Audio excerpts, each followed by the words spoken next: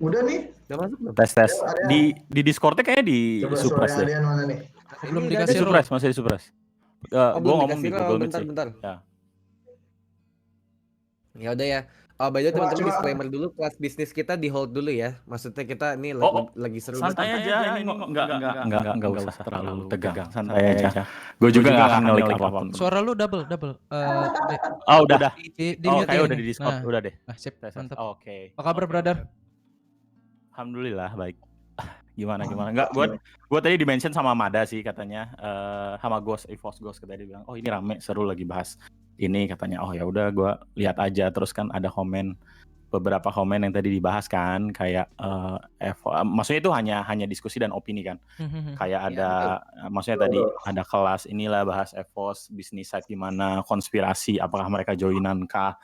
Terus juga ada yang salah satu e-sport person nge-tweet katanya kan, ya nggak masalah sih sebenarnya, itu opini kan. Cuman ya mungkin ada yang mau ditanyakan, ya nggak apa-apa, kita ngobrol-ngobrol santai aja sih lebihnya. Terus ada yang bilang ngebahas tentang scooters gitu kan, atau apapun EVOS gimana sih, atau apapun. Ya mungkin kayaknya Cowboy udah ngomong beberapa kurang lebihnya, sedikit lebihnya di stream dia sih. Cuman ya pasti masih banyak pertanyaan kan, kok bisa yang tahu kan internal ya. Dan ya bisa dibilang hampir semua yang dipikirkan oleh publik atau misalkan apapun, ya kenyataannya sepertinya 60% nggak seperti itu. Yaitu urusan dapur yang tahu sih, nggak banyak yang tahu juga. Gitu loh. Ya gitu sih paling. Kalau ya apa tuh namanya, kan pasti banyak pertanyaan tuh, kayak kok EVOS bawanya gini, atau biasa kan EVOS mah di ML gitu kan, kayak ML gimana ininya ya. Kalau gua pribadi sih lebih ke, ya pasti kan kita pengen enter the PUBG M scene lagi ya, udah lama banget kan. Terus ya kita juga coba invest lah, kayak bukan main-main gitu ya. Jadi pasti kan banyak cara yang dilakukan oleh kita kan, kayak marketing apapun, even kayak clue aja itu bukan kepentingan gue pribadi sebenarnya, ini kan lebih ke marketing. Dan gue juga kalau udah selesai aja kan. Gue juga bukan tipikal yang high di sosmed sebenarnya. Cuman ya kita juga pengen tahu, bukan ngetes market ya, lebih ke gue lebih ingin kayak kan garing ya gitu, kayak menurut kita sih kayak garing. Cuman kan kita harus meneliti atau melihat market di Indo itu kayak gimana sih senengnya ya. Toh yang ngomong seperti itu hanya segelintir orang, bisa dibilang dari 2.500 DM atau clue orang-orang yang reply clue yang kita post, paling cuma ada 1-2 yang protes gitu, kayak atau gimana lah, gimana. Cuman kan selebihnya mereka tertarik kan, kayak memang sih Indo seperti itu, nggak bisa dipungkiri. Atau mungkin ya pengen dibuat secara profesional, mungkin PUBG M pengen dibedain sama yang lain. Cuman ya Indo mah nggak bisa kayak gitu ya ngomongin market. Ada alasan kenapa, maaf kalau gue sebut merek, kayak Emak MOBA sama Emak BG itu jauh banget ininya, trafiknya atau misalkan apa. Soalnya ya nggak ada hal yang interest yang harus dibahas di PUBG M. Ya kenapa nggak kita coba untuk ngeramein lagi gitu. Kan itu pun nyambung ke semuanya juga kan, kayak kita memelihara komunitas, kita memelihara viewers streaming kan. PUBG M nggak banyak tuh streamersnya kan, nggak sebanyak ML lah bisa dibilang. Ya mungkin kita bisa nge-produce soalnya tetap aja yang yang memelihara scene ini kurang lebih komunitas. Kita balik lagi ke komunitas sih. Ada alasannya juga kenapa EVOS nggak terjun ke beberapa game yang mungkin prediksi orang bakal rame ya, kayak contoh Valorant lah, atau misalkan Wild Rift lah ya. Soalnya menurut kita komunitasnya belum gede. Kita sih lebih ke komunitas sih. Kita lebih mau memelihara komunitas itu seperti apa. Gue gak peduli sih kayak orang ngomong, ya itu opini dia lah. Kayak misalkan ada yang ngomong apalah, alay lah, cringe lah ya. We don't care lah. Toh juga number stalking kan. So ya hasil apapun itu nanti ke depannya gimana, bagus atau enggak, yang penting kita dari manajemen kita sudah melakukan yang terbaik untuk tim yang kita buat dan untuk scene di Indonesia juga, kurang lebih seperti itu sih. Oke. Nah, gua ngelihat ya, menurut gua ketika lu nge-announce Microboy, menurut gua it's a fucking huge win buat PR-nya tim EVOS. Bagi gua itu brutally gila lah. Gue juga ngelihat tadi Sans barusan nge-share juga di bagian atas. Itu selama begitu abis announcement Microboy, kalian langsung YouTube channelnya nambah berapa puluh ribu, nambah berapa ratus ribu langsung gitu kan, in a just less than a week gitu kan. Hmm. Terus abis itu juga kalian nggak cuma stop sampai di Microboy, but you actually setting up promotion plan dari Microboy dilanjutin ke Red Faison dan juga lanjutin ke Auro gitu kan. Comeback-nya Nah, Auro. comebacknya Auro juga menurut gua narasinya oke banget. Nah, kita semua tahu ya, buat teman-teman di sini yang nggak tahu EVOS, kalian mendingan lockout aja dah. Kalian pasti tahu EVOS kan. Dan EVOS itu salah satu tim yang menurut gue secara story mereka narasinya tuh selalu pas dapat momennya. Terutama kalau kalian ingat di M1 ceritanya mereka ketika lagi juara juga narasinya juga bagus. Nah, bikin sebuah narasi kayak gitu kan nggak singkat ya, Dek.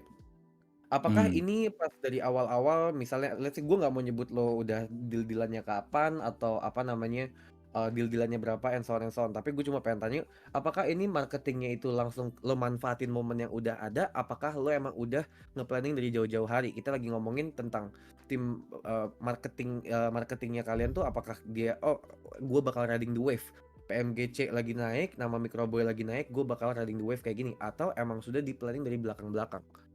PR-nya ya. PR-nya ya. PR-nya lebih ke PR-nya. everything is quite sudden sih to be honest.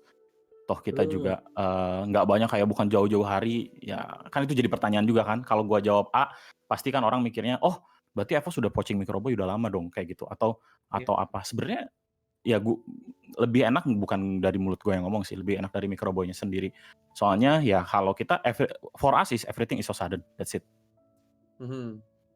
So ya, but we have a plan. Kayak kan semua orang juga tahu kayak mungkin dari BTR side-nya juga udah jelasin bahwa Microboy itu free agent. Terus Microboy juga bilang bahwa kontraknya habis di stream dia kan. Ya itu juga mungkin ada jawaban-jawaban yang udah kejawab sedikit lebihnya. Cuman nggak enaknya kalau dari dari mulut gua. Sebenarnya sih kita juga ada plan. Kan waktu itu mungkin pernah ingat ya Audition Mobile Legends kan kita ngedatengin LJ, Anti-Match dan Luminar is back gitu kan. Dan kita akan buat press con. So ya, it's kinda sebenarnya sih kayak dari Revival pun kemarin Latif kalau nggak salah udah message gua kan, bisa nggak datang ke Revival tuh punya acara ya Planet Esports kan. So ya EVOS biasalah, maaf sekali nih kadang-kadang kita suka nolak terus karena kita memang juga udah ada plan buat bikin press con sendiri sebenarnya kayak ML gitu. So ya ditunggu aja sih itunya. Cuman ya pasti nggak untuk sekarang kita masih internal aja, belum kayak kan kalau dari media bisa dibilang pertanyaannya 50-50 ya, kayak 50 good, kadang-kadang 50 yang memang yang orang pengen tahu dan bisa jadi news lah gitu, atau misalkan hal-hal yang menyerempet gitu kan. Cuman ya masih bisa di internasi. Cuman kalau yang hal-hal yang mungkin agak sedikit menyerempet atau hal tabu yang mungkin bisa dijawab di kayak podcast kayak gini atau misalkan gimana. Cuman ya kalau hal-hal yang memang berhubungan dengan anaknya kayak Microboy gimana, itu lebih mending ke anaknya sih. Anaknya juga harusnya sih gue yakin dia banyak banget yang mau diomongin kalau misalkan dia disenggol sih. Kalau nggak disenggol dia nggak akan ngomong. Gitu sih paling. Dan depends orangnya siapa sih kalau Cowboy. Benar. Yes, Ini kan betul ya. ini kan judul acaranya ini kan kelas bisnis nih, Dek. Jadi kita emang lebih ngeliatnya itu dari segi bisnisnya, di belakang layarnya tuh gimana yang terjadi, kurang lebih Betul. PR-nya tuh kayak gimana. Jadi gue kalau misalnya statement-statement yang emang harusnya keluar dari anaknya atau apa segala macam, gue nggak mau nyinggung harga, gue Betul. nggak mau nyinggung, tapi gue lebih mikirin kayak psikologis di belakang orang-orang bisnisnya itu kenapa? Apakah buat bikin PR seperti ini? Oh berarti itu kan mesti all of sudden, berarti seorang marketing itu mesti mempunyai skill buat mereka bisa ngebaca situasi dan mereka ngebikin promosi yang bakal bisa riding the wave as soon as possible. PR-nya itu mikirnya tuh kayak gimana? Mereka dapat inspirasi mikir kayak gitu dari mana? Dan abis itu gimana caranya nge-execute lo bikin video yang literally lu post 1 hari setelah dia nge-announce keluar dari BTR, literally 1 hari. Kita kan mikir kan, pasti kan lu syuting video, ngedit sampai lu nge-upload nggak mungkin itu in one day. Pasti dari sebelum-sebelumnya nih. Tadi gue juga ngomong buat masalah konspirasi apakah misalnya dari BTR sama EVOS itu tanda kutip sama-sama kerjasama, oke deh sebelum nanti si Cowboy keluar dari BTR dia namanya bakal dibentuk seperti ini ya PR-nya, biar nanti momentumnya ketika dia pensiun dia langsung meledak banget. Nah pertanyaan gue adalah kalau misalnya secara bisnis, secara dari pihaknya PR kayak gitu, apakah emang dari awal EVOS itu emang pengen nge-branding Cowboy itu untuk gua bisa ngebuktiin diri gua sendiri? Apakah itu dari EVOS, disuggest dari EVOS, apakah emang anaknya sendiri kayak gue pengen brandingan gue atau PR-nya gue adalah gue pengen nunjukin kemampuan gue gitu. Oke. Untuk EVOS sendiri, Early, to be honest, sebisnis-bisnisnya kita, se-e-sportnya Mhm, kita, mhm, seduit-duitnya kita pasti lebih mentingin apa dari opini dari player tersebut, jujur aja. Jadi oke kayak apa yang mau dia buat atau apa yang mau message yang ditunjukkan, kita pasti nanya anaknya kok. Bukan kayak kita, "Oh, oke lu nanti gini ya," atau "Lu gini ya, ini yakin banget nih, lu pasti gini-gini." Kita nggak pernah ngomong kayak gitu. So, back again, oke the roots it's still e-sports. So, what oke what oke. what we can maksudnya e-sport itu adalah wadah yang bisa menampung seluruh mimpi anak Indonesia lah bisa dibilang, karena kan juga EVOS juga punya visi misi dari Ivan sendiri kan, apa Yes. tuh apa tuh namanya, to make a dreams become reality and inspiring the young generation kan.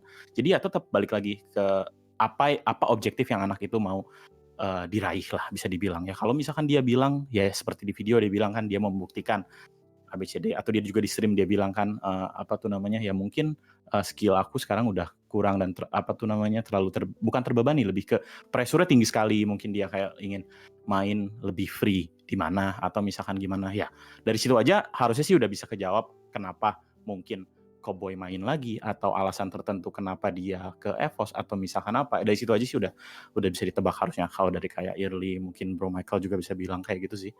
Ya lebih ke Oke anaknya, mungkin anaknya yang mau. So, it's not oke like, we push everything, lu harus gini ya, kita sebagai ini, kita kan udah banyak pengalaman ini, lu harusnya gini gini gini, makin ini lagi loh, makin hot lagi loh."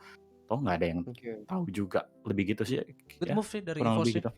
Emang gue Ya setuju menurut sih. gue Kalau kalau gue kan lebih ke side player ya. Gue lebih setuju kalau apa yang udah dilakukan EVOS sekarang untuk nge-push player sih. I mean kayak udah in the right track lah. Gue suka sih. Thanks. Karena kalau gue pribadi, walaupun even gue orang manajemen di e-sport, gue lebih pro ke player kalau gue. Jadi ya emang oke. Eee, harus hmm, rootsnya kita benar kata Sidin, kita harus dari e-sport. Cuman playernya itu malah jangan kita setting gitu loh. Emang lo mau ngalurnya kemana? Dan gue support, that's it. Malah kalau Oke. kita setting ini player harus kayak gini, yang ada mereka ya nggak free lagi Jadi gitu malah loh. brandingannya beda lah ya, Iya malah iya jadi iya ibaratnya iya. tadinya Ya ya dia kayak jadi pekerja aja, mereka nggak bisa ngeekspresiin ya merekanya gitu kan. kayak kita punya anak, lo suka bulu tangkis, ya udah gue support lo bulu tangkis. Jangan lo nggak suka matematika malah gue cemplungin lo ke matematika, gue paksa jatuhnya kan ujung-ujungnya kan kayak Gua nggak nggak nggak maksimal gitu. ya betul betul betul. iya, Jadi berarti ya premisnya yang keluar itu adalah lebih kayak ke EVOS itu memfasilitasi ya memfasilitasi mimpinya Cowboy lah ya. ya Mimpinya kalau dia bisa untuk kita support ya, membuktikan. cuman pasti kan ada ininya juga, ada apa tuh namanya, ada batas-batas atau batas-batas Iya wajar yang pastilah. mungkin kita bisa advice kan, pastilah. Maksudnya tiap tiap Betul Pak. e-sports team juga pasti ada punya, apa tuh namanya, ya punya basic sendiri kan, seperti apa ya, kalau Yes. masih bisa kita, mumpuni dan bisa mumpuni anak tersebut, ya kenapa tidak gitu. Gitu sih. Setuju banget setuju banget. Karena bagi gue itu hal yang sangat wajar ya, hal yang sangat wajar terjadi karena kayak ibaratnya gini, ketika gue punya tim e-sports zaman dulu ketika gue masih back in 2015 punya Jalan Mahameru, itu gue punya anak-anak gue sendiri.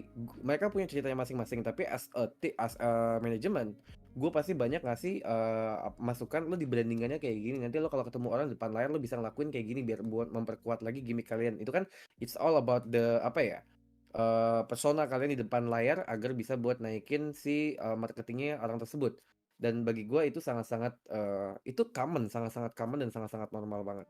Nah, terus kalau misalnya yang buat apa namanya? Kayak Cowboy dia digimikin kayak gini, menurut gue justru sekarang Cowboy punya karakter yang netral gitu loh. Karakter netralnya itu adalah dulu waktu bagi gue ya, bagi di BTR itu karakternya dia tuh kalah dominan. Dia kalah suara sama yang lain, dia ibaratnya kayak oke deh gue mangut aja, mangut. Nah sekarang dengan narasi yang baru ketika dia baru di launching di First, dia mempunyai posisi itu netral sekarang. Orang-orang tuh bakal ngelihat Cowboy itu kayak a challenger gitu loh, bukan lagi sebagai orang yang tinggi banget di atas, tapi lebih ke challenger dan pengen lihat apakah dia berhasil or not. Jadi yang tadinya dia orang yang ngeremehin Cowboy atau orang yang meninggikan Cowboy itu posisinya bakal di tengah-tengah tuh PR-nya. Jadi enak buat dibentuk ke mana-mananya, dibentuk dalam artian oh Cowboy sukanya begini bisa kita arahin ke sana, kita bantuin, atau Cowboy maunya ke kanan kita support mereka jalan ke kanan lebih cepat and so on and so on and so on.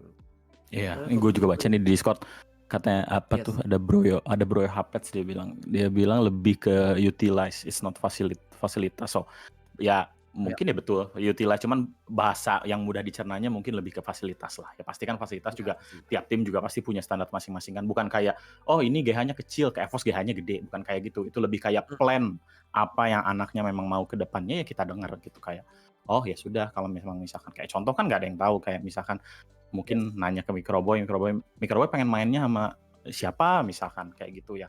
Mungkin ya bisa kita make it happen gitu kayak gitu loh. Ya gimana caranya entah itu buyout entah itu apapun. Cuman ya itu kan ada obrolan di belakang layar ya di dapur masing-masing tim gitu. Ya bukan betul berarti betul. apa tuh fasilitas maksudnya EVOS banyak duitnya nih kita bisa bikin apapun yang kamu mau untuk meraih mimpi bukan kayak gitu lebih ke ya itu bahasa ininya utilize apa yang mungkin yang bisa di bahasa Indonesia yang bisa dikondisikan untuk anaknya lah apapun itu gitu. Iya betul betul Ya banget, dengan mungkin gue ada setuju banget. dengan background ya EVOS juga gitu kan kayak kurang lebih mungkin seperti itu dan nggak ada yang tahu juga kan kayak ya toh Betul. apa tuh nggak mungkin kita kayak tahu gitu kan kayak kontrak Cowboy habis kapan ya kita nggak mungkin tahu lah mau tahu dari mana itu kontrak itu hal yang paling paling rahasia di dunia ini bisa dibilang dan ya kalau misalkan kita bisa tahu ya either anaknya ngomong sendiri atau apa kan kita gitu bahasanya mungkin bisa diartikan sendiri lah. Dek, tadi Michael bilang kayak gini, Dek. Michael Hmm. bilang apa namanya? EVOS itu scoutersnya canggih banget. Scouters itu jago banget lah kasarnya. Karena dia bisa tahu kontraknya Cowboy itu habis kapan. And then lu bisa nge-approach Cowboy tanda kutip secara sah lah ya. Maksudnya bukan secara lu kan banyak tuh Ilegal. zaman dulu kasus ilegal, poaching lah lo approach-nya sebelum dia kontraknya habis and so on and so on. Menurut gua rasa seluruh tim di seluruh dunia tuh lagi kecolongan. Nggak cuma di Indonesia doang, tapi kecolongan sama EVOS tiba-tiba nge-announce Cowboy literally 1 hari setelah dia pensiun. Karena kan ibaratnya walaupun dia nge-announce pensiun habis PMGC, yang tahu kontraknya dia habis kan sedikit ya, nggak terlalu banyak orang ya. Mungkin tahu sekarang pada tahu karena dia udah nge-statement, padahal sebelumnya belum. Nah, pertanyaan gue ke lu lebih kayak gini deh. Untuk sebuah tim e-sports, apakah emang ada orang yang emang punya job desk-nya itu sebagai scouters? Dan kira-kira seberapa penting sih peran scouters tersebut terhadap si timnya dia sendiri? Nah, pertanyaan gue kayak gitu. Ada lah, pasti ada dan cuman yang nggak ada pasti ada di e-sport itu memang harus ada heads of scouters cuman kan terlebih terlebih bisa terbatasi oleh biasanya divisi-divisi tertentu kan kayak contoh misalkan kan e-sports itu bukan berarti kita nge-groom player saja ya kita juga nge-groom staff. Hmm, E-sport is still dunia yang sangat baru dan tidak ada kiblatnya yang semua orang juga nggak tahu kayak lu mau head of scouters misalkan tapi kita nggak tahu kita tahu tujuannya apa head of scouters tuh pengennya untuk nge-scout player-player baru gitu kan cuman kita nggak tahu day to day basisnya dia kerjaannya ngapain yes. kurang lebih kayak gitu ya kita harus kerja bareng dan mikir bareng untuk nge-achieve itu tersebut dan kita nge-groom anak itu gimana caranya maksudnya belajar bareng lah kurang lebih tapi ya ada untuk di EVOS sendiri untuk beberapa divisi ya mungkin ada ya gue juga nggak bisa sebutkan siapa atau apanya cuman ada yang kayak gitu ya ada lah ya dan Oke, sangat nah, penting dan itu pun Dan biasanya kalau untuk di Indo sekarang sih masih rata-rata masih nempel dengan coachnya ya kayak coachnya juga nge-scout ya itu basic skill of ya the itu coach gue lah mau nambahin. kurang I lebih see. ya. Cuma Biasa ada tambahan coach dari gue sih, maksud gue kayak sepengalaman gue di e-sport ya dari 2018 kayak sampai sekarang gitu peran general manager sampai ke manajernya itu secara tidak langsung kita kasih job desk dia tambahan sebagai scouter gitu loh. Kayak mereka itu yang nge-scout ini tim-tim mana yang sebenarnya jadi boleh kita bilang manajer yang ada di tim mau divisi lo ada 10 biji ya lo punya 10 scouter men kasarnya gitu loh. Jadi kan kita kan melihat juga kita kan melihat dari tim lain mereka nge-scrim dan segala macam kan itu juga jadi bahan statistik mereka buat melihat player ini bagus atau tidak. Nah akan lebih gila lagi kalau emang satu tim model kayak contoh kayak EVOS ini manajernya udah jago nggak usah jauh-jauh lah ya kan Isvan manajernya BTR dia yang nge-scout bisa dapat player ini yang bagus Nat ya kan yang gue tahu ya kayak Yapet dan segala macam dan teman-temannya ada di grup manajer barbar lah gitu loh jadi kayak mereka tuh punya relasi yang segala macamnya ya jadi mereka bisa active talk gitu di sini untuk membicarakan gimana kita bisa nge-create tim ini lebih baik lagi gitu loh dan apalagi kalau ada Jadi ada headnya grup manajer barbar di Indonesia tuh. Kalau di e-sport itu menurut gue penting sih. Gitu. Kayak kita CEO nih, kita CEO semua owner e-sport ya kita nyatu. Di luaran kita emang harus ya intinya kan satu. Lo mau grow Oke. secara e-sport, kalau lo mau running sendiri nggak bakal bisa gerak gitu loh. EVOS butuh Oke. hierarki butuh EVOS gitu loh. Kalau mereka nggak berdua, nggak ada derbynya, nggak seru. Kalau cuma EVOS doang misalkan, tiba-tiba EVOS merger gitu sama hierarki gitu kan, udah nggak seru nih sini gitu loh. Oke. Kalau Oke, menurut karena mungkin itu filosofis menurut gua ya. Oke, Iya. zaman dulu 2015 itu juga sebenarnya kayak gua dulu di pas Mahameru itu yes, lo bisa masuk ke certain level itu ketika gua diundang di grup Skype itu udah kayak grup Scrim, di mana di grup Scrim itu akhirnya gue jadi punya akses buat kenalan sama berbagai macam banyak tim lain-lainnya. Jadi menurut gua apa namanya wajar banget kalau misalnya saling sharing information, saling kenal satu sama lain karena even di level Revival TV pun kita emang ada juga obrolan sama anak gua, anak Mineski, anak Indo Esports, anak yang lain-lain tuh tongkrongannya masih sama gitu loh. Tongkrongannya masih sama, ngobrol-ngobrol masih sama, emang kita circulate on that industry gitu loh. Saling kenal satu sama lain, saling sharing-sharing informasi, saling sharing-sharing lapangan kerjaan, peluang and so on and so on and so on. Jadi walaupun di luarnya kelihatannya nih grup apaan nih, mungkin banyak yang salah ngertiin, tapi ini sangat-sangat normal banget di semua lini kerjaan. Even itu mau di industri e-sports maupun di industri lain, itu pasti ada geng-gengan yang kayak yang bukan geng-gengan, tapi apa namanya? sebuah pertemanan yang kayak seperti itulah. Nah, terus Wajar sekali lah. wajar. Nah, tadi yang lanjutannya adalah kayak gini tadi. Michael tuh sempat bilang tadi di awal-awal ini yang kata-kata yang menurut gue sangat-sangat bagus banget. Dimana RRQ, Bigetron dan juga EVOS adalah tim yang bukan melahirkan juara, tapi melahirkan legenda. Iya nggak? Nah masalahnya, kalian itu nggak cuma melahirkan legenda itu nggak cuma satu kali, tapi terutama EVOS. Gue highlight EVOS itu, lo melahirkan legenda di Free Fire, lo melahirkan legenda di Mobile Legends, and then you are trying to do the same for apa namanya, PUBG. for apa namanya, buat PUBG juga gitu loh. Jadi karena ini udah nggak kejadian cuma sekali dua kali doang, that means berarti ada emang seseorang yang emang mempunyai kemampuan buat ngelihat kayaknya ini orang pantas dan mempunyai spirit atau vision yang sama dengan EVOS, dan gimana can you get any kind of tips yang lo bisa ngerubah orang yang tadinya jadi juara bisa jadi seorang legend. Pasti ada andil timnya, karena kita tahu banget juga ada orang yang emang dia skillnya jago banget, dia masuk tim tertentu tiba-tiba drop, hilang, ya nggak? Tapi kalau masuk EVOS tiba-tiba udah pasti masuk tier 1. Apa sih rahasia? Bukan rahasianya, lebih tepatnya apa sih tips yang lo bisa share deh?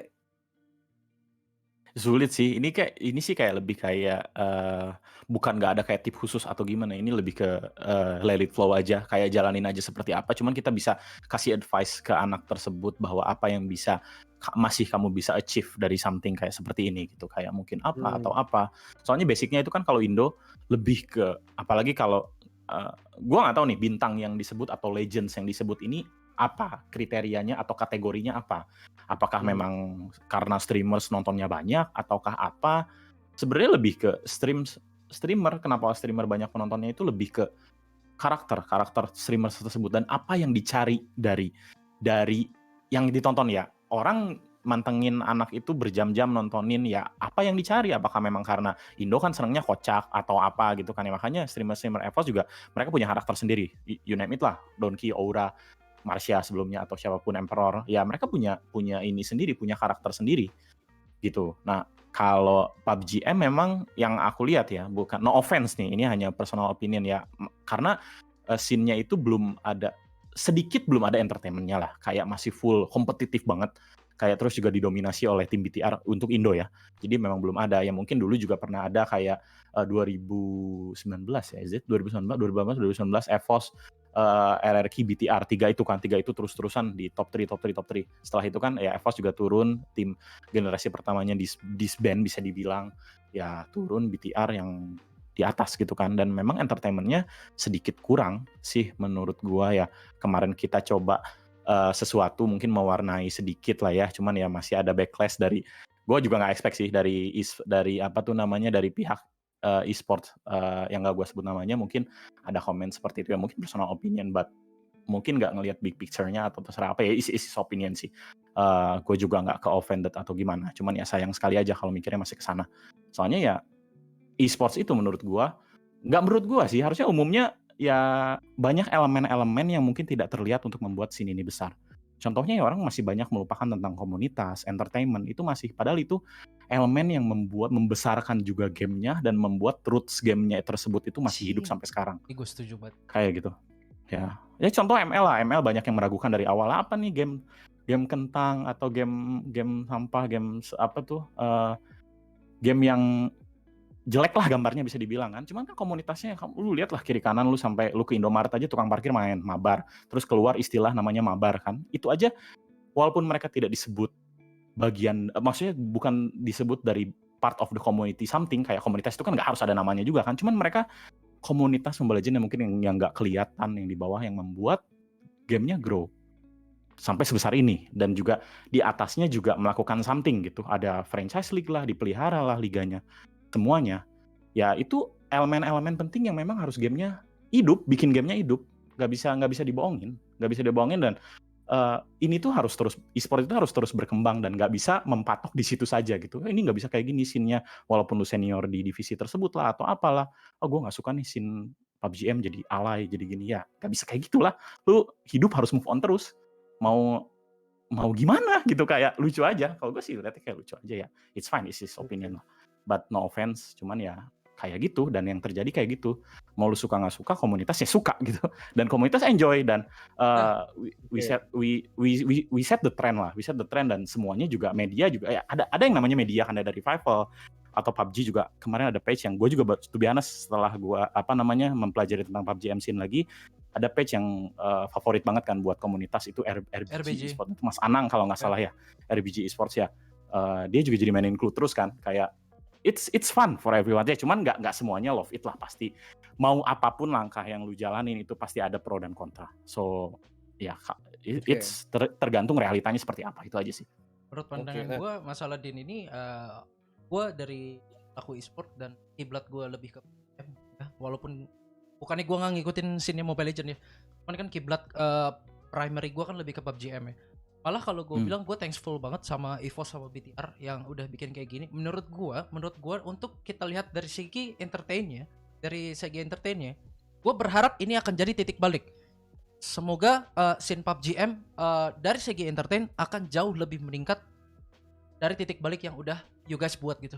Ini menurut gue sih yang wow gitu loh. Dan makanya gue bilang kan kayak tadi, kayak yang gue bilang, kayak ya menurut gue ini udah settingan secara minor. Jadi ya dibiarin berjalan aja, dan wow, kalau gue ya, EVOS did great, man. Gini, kalau gue pribadi, gue adalah orang yang sangat-sangat I truly believe that e-sports itu E-nya adalah entertainment, karena it's no longer just a competition, tapi ini adalah sebuah bentuk entertainment yang jelas gitu loh.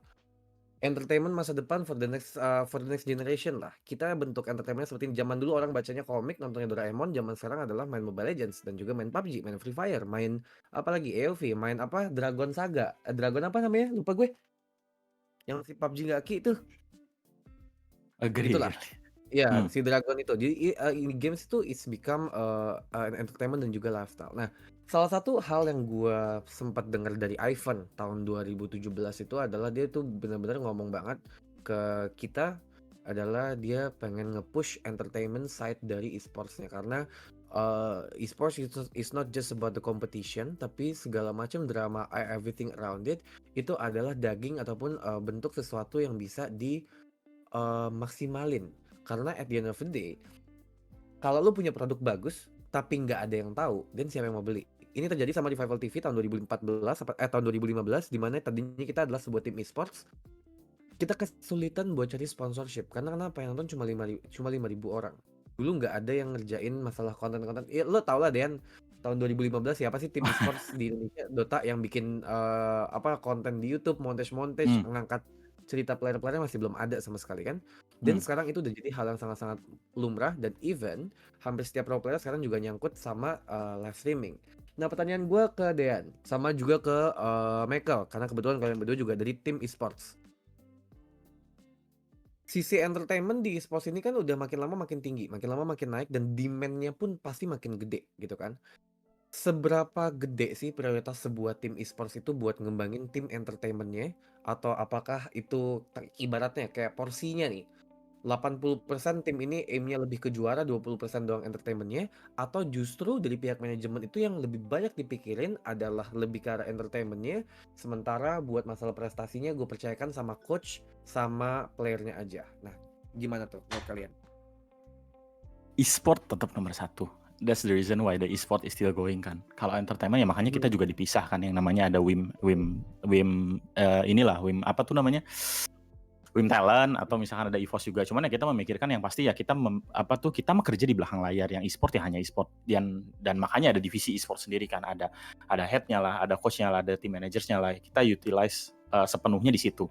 Untuk konten yang apa yang bisa dibuat atau karakter atau apapun atau growth dari playersnya tersebut untuk entertainment sendiri gimana ya, itu ada tim yang memikirkannya lagi kurang lebih ya. Cuman kita sih kalau EVOS sih lebih kerja bareng ya, apa yang bisa kita pikirkan, dan ya sampai dari awal sampai akhir pun owners kita Ivan bukan kayak nyuruh-nyuruh doang. He is a quiet leader that I respect the most lah.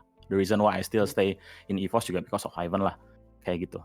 Mau gimana pun apapun itu ya, kayak ya because sampai saat ini pun masih yang detail-detailnya itu masih disentuh oleh beliau lah, gitu sih. Oke.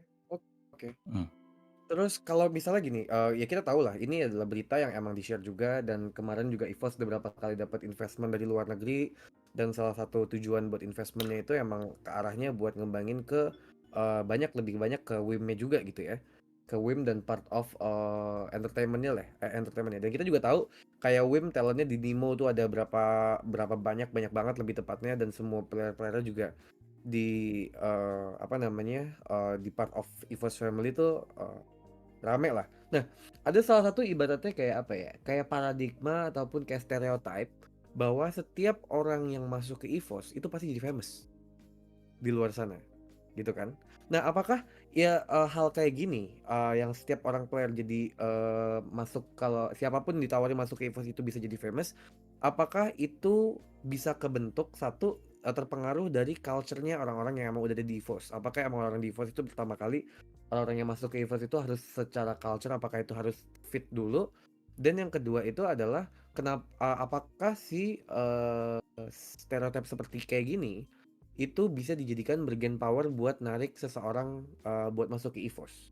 Apakah ada case-nya di mana lo nggak perlu nyebut nama, nggak perlu nyebut game apapun, tapi apakah emang ada orang yang gue nggak apa-apa deh pindah ke EVOS walaupun gaji gue lebih kecil, nggak apa-apa deh gue pindah ke EVOS walaupun gue dapat jatah mainnya lebih sedikit, tapi gue tahu gue bakal terkenal di sini. Ada nggak sih kasus-kasus kayak gitu? Gue boleh berpendapat nggak masalah yang ini? Boleh banget lah. Kalau menurut gue, lo jangan lihat EVOS yang sekarang yang udah jadi. Lo coba tarik mundur waktu Lemon belum jadi siapa-siapa, waktu EVOS belum jadi siapa-siapa. Progresnya itu yang sebenarnya harus diajarin, yang harus diaplikasikan ke tim e-sport yang baru jadi sekarang.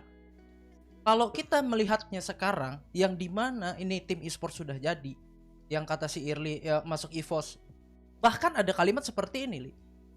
Tim pro player PUBG M yang followersnya masih 2000-1000 masuk BTR, masuk line up-nya BTR RA, itu auto bisa swipe up. Itu loh. Itu kan mereka berprogres. Yang kita lihat kan progres yang udah jadinya sekarang. Nah, si kreatornya yang dari awal, ini how they work-nya ini sebenarnya harus lo duplicate. Yang harus sebenarnya lo create. Lo jangan kayak sebenarnya kayak menurut gue kayak, kalau melihat sekarang, kalau menurut gue itu terlalu instan sih.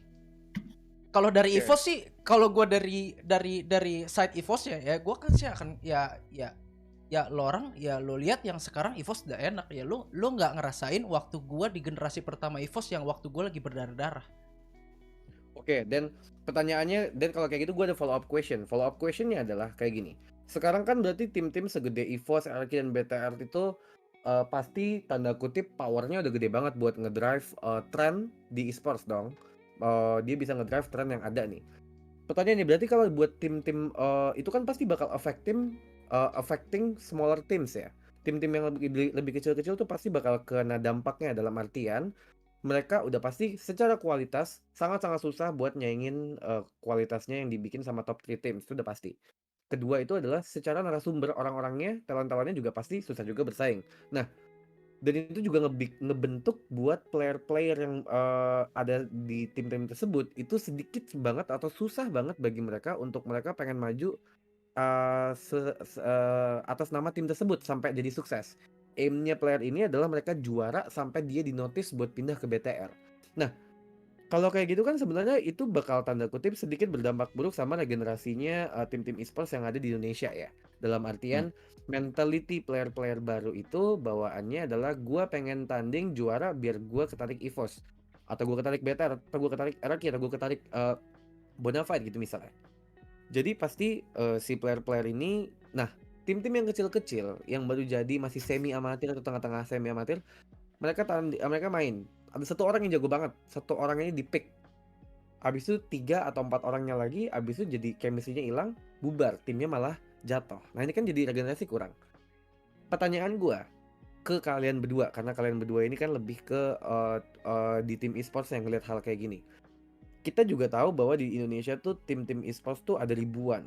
Nah, menurut prediksi kalian di masa mendatang, apakah bakal tetap masih banyak banget peserta atau tim-tim e-sports yang dibentuk?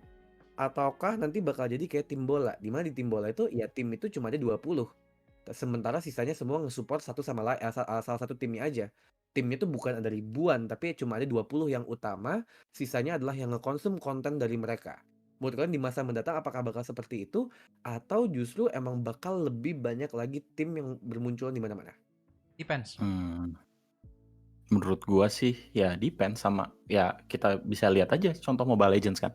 Ada franchise league yang memang entry-nya ya the price lah. Bisa dibilang mahal sekali kan, nggak semua orang bisa afford walaupun gimana gitu kan, pasti mikir 10.000 kali lah untuk masuk ke situ. Ya kalau gue sih lebih ke, gue tetap mikirnya itu tetap komunitas. Every komunitas is very big ya, pasti semua orang jadi mimpinya jadi berbeda kan, kayak contoh ML semua orang ya semua players manapun, even di MDL pun mimpi mereka adalah main di MPL, itu udah final goal mereka.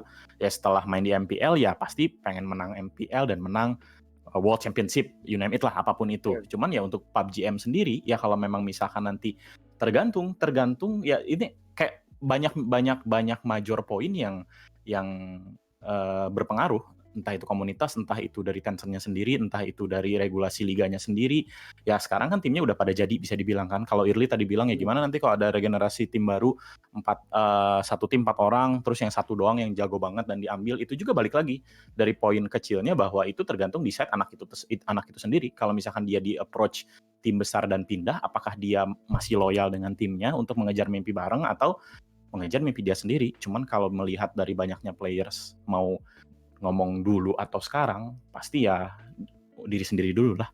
Pasti mikirnya ya pasti dia pindah. Gini, mungkin kalau misalnya kita ngomongin kayak gitu, Halo buat player Kojo, tuh itu bakal safe lah ya. Bakal player itu bakal jadi win-win situation. guys tolong kalau ya makin yang banyak ribut-ribut, tim gede nawarin itu yang win-win nggak jelas situation. nggak ribut. Pertanyaannya adalah Ayo secara sama-sama bisnis, kita semua belajar di tim-tim sini, kecil, bukan orang-orang buat kan banyak banget ya ranah sekarang yang buat punya ribut mimpi ya. bikin tim e-sports kecil-kecilan ya nggak sih? Banyak banget loh yang nanya ke Instagram gue juga, kak gue lagi bikin tim, kak gue lagi nyari sponsorship, kak gue lagi mau ngebentuk tim gue buat ngegede ini kayak gimana. Itu jauh lebih banyak zaman ketika kita daripada kita pas main Dota zaman dulu nih gitu kan. Nah pertanyaan gue adalah impactnya ini pasti bukan ke playernya tapi ke orang-orang yang emang pengen create tim e-sports. Ya dong. Kalau kayak gitu, kira-kira menurut lo setuju nggak sama statement gue kalau misalnya ya lo kalau pengen bikin tim e-sports lo mesti siap kehantem karena lo pasti mau saingin tim e-sports yang udah existing sekarang ya lo udah technically lo nggak bakal bisa. Yang tadi sorry Li, yang tadi gue bilang defense itu sekarang gini Li, bukan berarti tim e-sport yang baru muncul di Indonesia itu bukan berarti mereka itu nggak bisa bersaing dengan RRQ, dengan EVOS, bukan nggak bisa bersaing dengan BTR. Ini bukan, is totally, karena banyak banget nilai perspektif yang harus lo lihat gitu loh. Oke.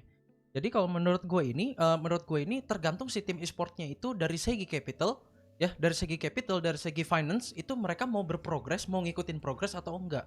Karena menurut gua kalau kita bicara EVOS atau RRQ yang udah 7 tahunan, yang ada di Indonesia, company sudah resmi berdiri ada di Indonesia, ya tahun pertama semuanya pasti struggle. Yang namanya proses itu semuanya pasti sakit di awal, ya nggak sih? Kayak Din, lu ngikutin EVOS dari awal nggak sih kalau boleh gua tahu? Bener-bener dari Gua tahun pertama nggak kebetulan sih? gua kebetulan karyawan pertamanya EVOS. So Nah, ya from the berarti scratch lah. ya kan, lu berarti kayak berdarah-darah banget gak sih? Jadi ya menurut gua kalau untuk sekarang tim e-sport yang di Indonesia baru mau create, bukan berarti you guys nggak bisa saingin EVOS dan segala macam. Pertanyaannya adalah lo mau nggak ngeburn money yang segitu gede gitu kan untuk ngejar ketinggalannya? Kalau menurut gue sih sesimpel itu sih.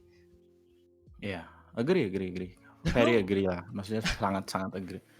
Super agree ya, pasti berdarah-darah mau apapun itu ya, bukan e-sport, mau bisnis, mau iya. mau jualan makanan atau starting bisnis, starting company, everything ya pasti harus berdarah-darah dulu di awal lah. Kalau ya semuanya ada risknya pasti kan. Ya depends dari yang memulainya, apakah kamu mau ngambil risk itu atau tidak. Kayak gitu sih. Ya pasti mau apapun ya, bukan e-sport ya, kalau misalkan udah siap bahwa ya mereka startnya agak late gitu kan, kayak tim baru mau start untuk meraih mimpi bareng-bareng untuk ngalahin mungkin kalau PUBG kan BTR gitu kan, tim BTR ya pasti harus ngelewatin super banyak stepnya dulu dari mungkin sampai sekarang pun kan banyak tim yang everyone still struggling to find sponsors lah, pasti. Ya, betul. It's very normal. So ya ya semua ada step by stepnya dan sulit, nggak instan semuanya kayak ya belum lagi sponsors atau misalkan apa membanding-bandingkan kan, pasti look up tuh ke yang bisa dibilang kiblatnya lah untuk yang di Indo kayak gitu ya, pasti is very hard lah, harus ya berdarah-darah pasti semuanya, apalagi yang dari start 2016 pun sama, EVOS pun sama kok. Ada pernah gue nggak nyebut brandnya sih, kayak meeting dengan sponsors gitu ya, kayak dicuekin sampai sejam 2 jam, nggak all of our CEO kayak walk out gitu, kayak sampai ujungnya nggak diketemuin gitu, kayak itu semua pasti Even ngalamin harusnya sih. EVOS digituin. Ya awal-awal ya, kayak awal-awal banget itu, Awal-awal. kayak 2016 Damn. 2017 lah. Oh, Ya ini 2016 2017. insight yang harus semua tim e-sport yang baru jadi itu denger anjir. Orang karena kebiasaan orang kebiasaan orang Indo, lu tuh maunya instan anjir. Bener. Dan sorry ya, ini balik lagi ke pertanyaan Irling tadi, kayak gue udah buat petanya, Li. Sebenarnya tujuan tim e-sport, kalau lu mau bersaing di Indonesia, lu harus visi misi harus kemana, fokus lu harus kemana, itu loh. Dan materi ini nanti kita bahas ya, Li. Gitu. Oke, sip. Jadi kayak Karena ini sebenarnya relate gitu. Ini sebenarnya relate karena kebanyakan tim e-sport kayak gue mau buat tim e-sport, gue punya duit kok. Gue punya duit dan gue mau nama gue ada di situ. Cuman 1-2 bulan hilang. Lo ngapain? betul banget. Karena pada pengennya instan. Karena banyak banget tim-tim di Indonesia itu yang nganggap bahwa e-sport ini mainan anak-anak. Kalau gue ngepump duit ke sini, then it's gonna be anak. Yes, Gila it's gonna be nih. as easy as Keburn otak gue mikir ini anjir. Ya banyak hal lah. Terus ya maksudnya the reason why I want to join this call juga kan karena memang judulnya kan kelas e-sport untuk nge-educate Thank you Din apa anyway. namanya every netizen lah. Jadi gue pengen join, bukan kayak yang apa tuh hai di Discord stream siapa gue ikut gitu, enggak. Makanya kan gue juga kenal sama Irli kan, emang waktu dari kemana sih belum ada sempat ketemu, jadi ya udah sekalian aja kayak ngobrol. Dan memang topiknya quite interesting juga, so ya I mean sometimes ya is fun lah, maksudnya sometimes we share all of the insight together ya gitu. Maksudnya ya kita juga memang maaf sekali nih, bukan gimana-gimana atau so eksklusif atau gimana, memang jarang sekali memang kita kayak accept invite untuk kayak interview gitu-gitu, really sorry banget, bener-bener maaf. Bukannya seperti apa gitu. Buat teman-teman yang lagi nonton, hal tersebut itu sangat normal banget ya dalam berbisnis sebenarnya. Yang nggak normal adalah kalau lo memberikan informasi lo semua secara gratis, itu sebenarnya nggak normal. Karena dalam berbisnis, apalagi kalau buat tim bola segala macam, ketika lo emang udah kontrak sama seseorang, sama pemain atau apapun, lo mempunyai hak penuh 100% buat masalah eksklusivitinya mereka mau promosi di mana. Jadi kalau misalnya kayak tim mau EVOS, mau Bigetron, mau apa segala macam yang mereka merahasiakan sesuatu, itu adalah haknya mereka to do so. Bukan kayak ala nih udah klik dari udah kasih tahu dari si tim sebelah, sini udah ngebocorin and so on and Habis so on. ini Di luar kita negeri kalau misalnya ngebocorin clue kayak tadi di room Koko tanpa kita cari admin ya. sepersetujuan dari tim yang memiliki, itu bisa dapat Kita cari berapapun yang admin bisa ya guys dibayar. ya. Sementara di Indonesia aja kalau Admin Koko ngelik baru 3 sesuatu soalnya malah dapat aktif. followers, ya nggak? Kalau ngelik Sabar, kalau semua sabar. ngebocorin Yang sesuatu kalian malah denger dapat di sini followers kan dan malah dapat suaranya, bukan exposure. dari Tapi chatnya. justru itu adalah hak dari sebuah tim buat dia memutuskan buat Tenang ya semua ngelakuin bentuk ya. teknik marketing Pokok seperti percaya apapun, you guys gitu orang ya. pinter. Dan gue Yang tadi nggak ada pengen penting nyambungin skip sedikit aja. yang buat masalah sponsorship Santai. buat temen-temen juga di Asikin sini yang pada punya aja. tim e-sports, Intinya kita media sama-sama e-sports, belajar di sini. IO e-sports, atau kalian bikin usaha apapun yang menyangkut dengan kalian dengan sponsor. Please note that sponsor itu bukanlah hadiah atas achievement kalian. Oke? Please note banget, karena banyak banget yang suka salah mengartikan bahwa gua udah juara dan gue berhak buat dapat sponsor. Sehingga ketika sponsor masuk, itu gue nganggep kayak hadiah atas achievement gue. Yang ada habis itu tanggung jawabnya tidak dibayarkan ke sponsorship. Yang ada habis itu sponsorshipnya tidak memperpanjang kontrak dengan kalian. Banyak banget yang seperti itu. Jadi buat teman-teman di rumah yang pada memilih sponsorship itu adalah tanggung jawab, bukan hadiah dari kalian juara. Sponsorship nggak peduli kalian pernah juara apapun, mereka peduli sama visi misi lo dan cara lo bisa actually ngebayar investment mereka ke kalian. Visi misi dan users bro. Betul. And numbers. Iya. Betul. Ini I mean by the that, way, maksudku itu numbers. Users tuh, kan ini di dilihat stream dari lo, numbers. ini di stream lo ada 3.400 orang, suruh follow gue dong, follow ya, follow. Follow Mas Irli ya guys. Master host. Buruan follow. Biar gue tiap minggu, kita tiap minggu bikin event kayak gini aja nih. Rame ternyata. Thank you. Lanjut lagi, ngobrol lagi. Gila, anyway Din, your insight buat gue buat upcoming ya, yang upcoming nanti soon di 2021. Semoga ada yang nonton gitu ya, kayak apa sih? EVOS tuh yang EVOS RRQ itu kayak jadi role model e-sport business di Indo sih. Apalagi you guys top nomor 1 di saya kan, itu kayak wow.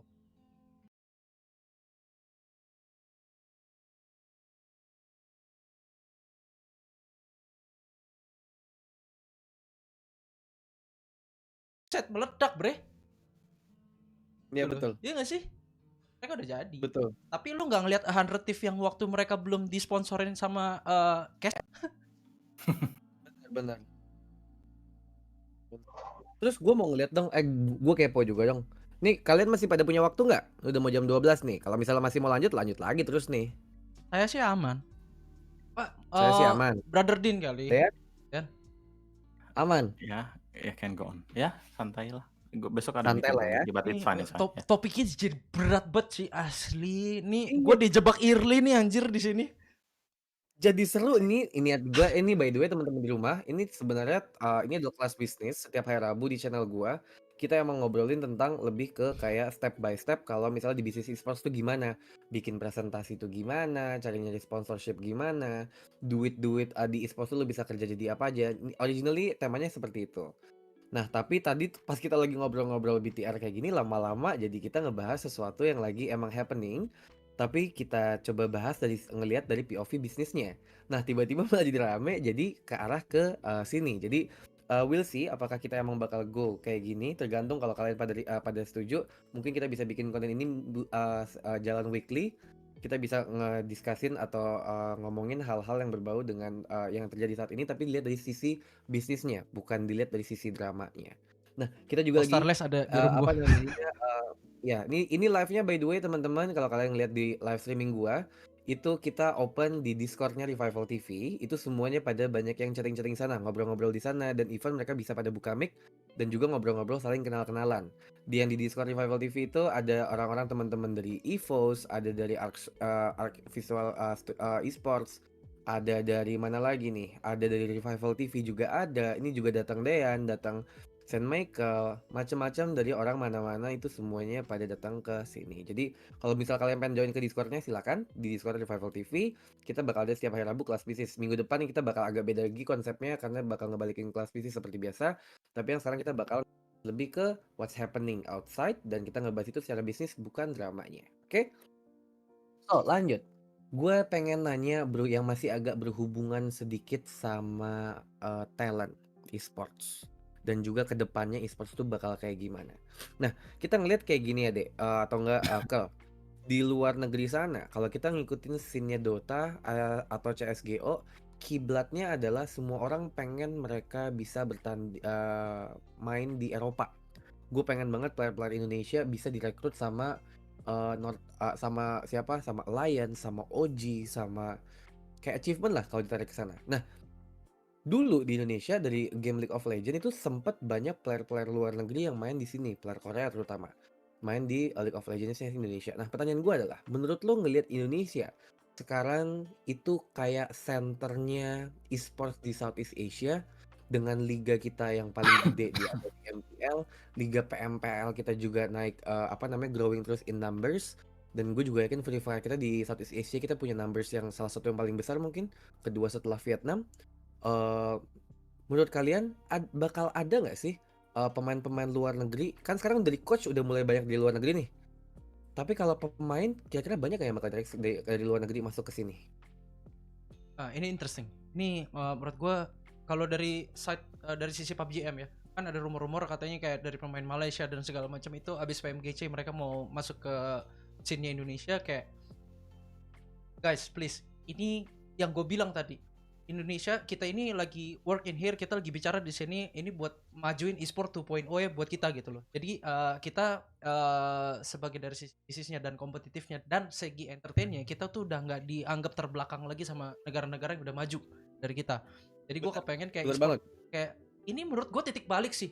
Semoga ya gue cuman berharap, gue nggak bisa ngomong banyak yang masalah ini, tapi gue berharap sekali akan terjadi seperti itu. Yang gue berdoa adalah 2021 akan jadi titik balik e-sport Indonesia bakal lebih dilihat lagi sama negara luar. Benar, karena kita bisa dibilang kita sekarang lagi jadi kiblatnya lah. Kita jadi kiblatnya di mana emang instead of kita looking up to someone else, mereka tim-tim di luar negeri itu ngelihat ke kita. 3 game mobile paling besar di dunia, PUBG, Mobile Legends, dan juga Free Fire, juara dunianya di Indonesia. Manajernya lagi di depan kamera kalian, lagi di depan layar kalian, lagi duduk di sini salah satu perwakilan dari tim juara dunianya. Indonesia tuh jadi kiblatnya dan even EVOS punya followers 5 juta. 5 juta followers. Lo bandingin sama followersnya OG coba. It's totally different. Numbers-nya beda jauh banget. Indonesia tuh bisa dibilang sebagai kiblat-kiblatnya orang-orang ngelihat perkembangan e-sports dunia. Nggak cuma masalah prestasi, tapi juga masalah entertainment-nya. Orang yang bikin meta itu mungkin dari tim lain, tapi yang mempopulerkan pasti tim orang-orang Indonesia. Mereka bikin konten, continuously nge-delivering sebuah konten outside. Jadi bikin orang-orang di luar negeri itu belajar sama orang-orang Indonesia. Nggak lagi, gue inget banget di MSC paling pertama kali di Indonesia datang, itu mereka masih mengundang guest star-nya. Guest star yang diundang itu adalah salah satu yang pemain Fanny jago tuh dari Belanda, ada ngundang dari Amerika satu, ada ngundang dari Shotcaster dari Rusia satu orang. Guest star-nya adalah mereka buat datang ke Indonesia. Dan sekarang we're no longer inviting someone else. Kita adalah the guest star itself. Lemon diundang ke Malaysia sebagai guest star, dia bisa ngejual 1000 tiket, Just No Limit ataupun Emperor diundang ke Singapura. Jangan Singapura deh, diundang ke Philippines. Dia bisa ngejual tiket meet and greet sampai 1000 atau 2000 orang. Gue masih inget banget di depan mata gue sendiri. Zaman pertama kali di MPL season 1 di Hoka-Hoka Bento di Taman Anggrek itu hampir hancur gara-gara ada meet and greet-nya EVOS. Sorry lah. Gue inget banget itu hampir hancur karena animonya luar biasa tinggi banget. That's how crazy sports in Indonesia. Nah, tadi pertanyaan gue tadi masih sama dan belum kejawab tuh. Player luar negeri pasti pengen banget dong main di Indonesia karena pasti liganya yang nonton banyak banget. Mereka ngelihat player-player di sini tuh pada beli Ferrari, beli rumah, beli mobil sport, YouTube-nya jutaan, and so on and so on. Pasti kan jadi kesini.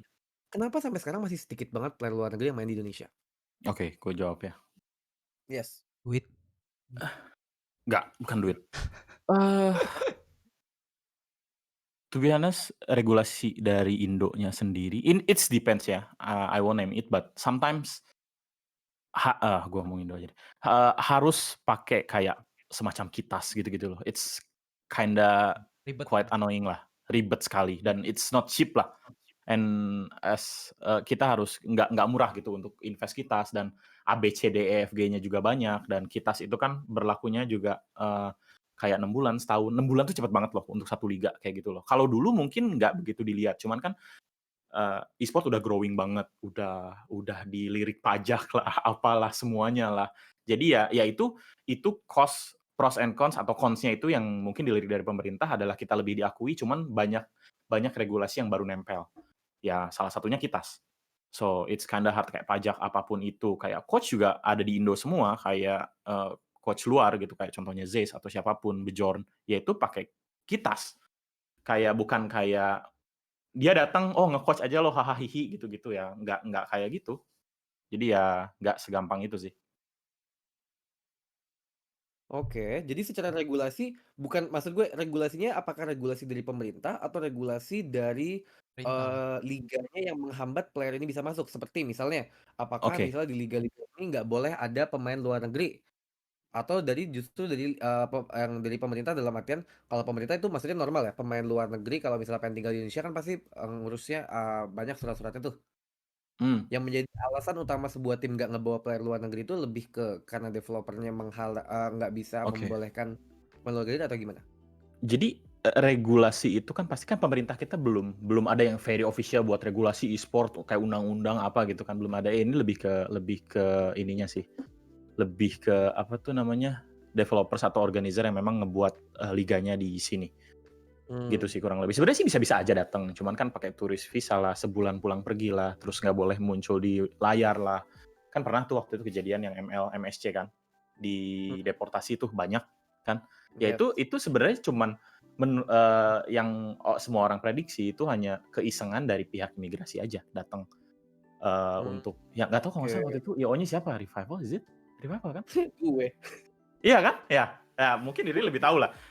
Oh bukan? Bukan Bukan, bukan bukan gue bukan. bukan, Oh Itu bukan. bukan? MSC 2017 deh, MSC 2017 Ah, itu 2017. sorry. Oke, ya. bukan Kalau gitu. nggak oke, sorry. Cuman 2017 itu ya kalau nggak salah dipulangin semuanya dan ya harus ada kitas dan perizinannya kurang lah, apa ini itulah, ya kurang lebih kayak gitu. Cuman kan beda sama kayak, scene yang lain mungkin kayak Dota atau apa, people can come and go. Terus juga mereka main nggak pakai facecam atau kamera atau apapun itulah. Mmm, Jadi ya sebenarnya sih lebih ke publish dan dilihat terus menghasilkan uang kan, pajak everything ya itu it's very basic in the apa tuh di negara sih kurang lebih kayak gitu ya. Itu mungkin yang bikin sulit juga. Kayak nggak gampang sih bikin kitas tuh nggak gampang loh, sumpah bikin Sumpah, kitas tuh nggak sumpah. gampang. Iya, Mau iya, gue tau. mau kalian pakai agent, mau kalian pakai apapun itu, apalagi lagi pandemi gini, wah Gue orang ya insurance jadi dulu anyway. Jadi hmm, klien gue juga bukan orang lokal doang, foreign tuh juga need insurance gitu. Gila hmm, men, buat kitas mereka tuh. ya, Padahal big deal semua gitu loh. Ini projectnya hmm, gede-gede gitu loh. Kayak tapi ya sulit banget regulasinya. hmm. Jadi kalau tim memang udah Si Early decide commute tuh. untuk Early commute.